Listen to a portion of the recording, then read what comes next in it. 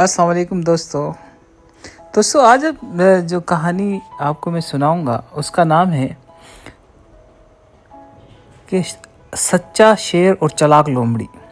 मेरे छोटे छोटे प्यारे प्यारे दोस्तों, कि आपसे एक ही अर्ज़ है कि आपको अगर मेरी वीडियो अच्छी लगे तो प्लीज़ मेरी वीडियो को शेयर कीजिएगा, चैनल को सब्सक्राइब करना ना भूलिएगा।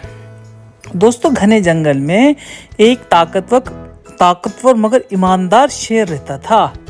सब जानवर इसकी इज्जत करते थे।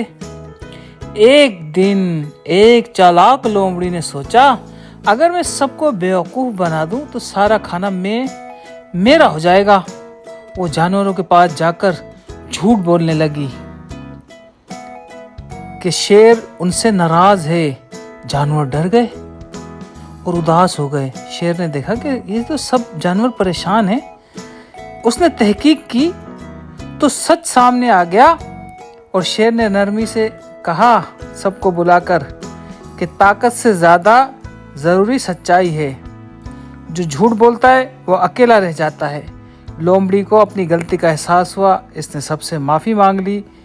दोस्तों, हमें इससे सबक हासिल होता है कि सच हमेशा जीतता है और झूठ ज़्यादा देर नहीं चलता।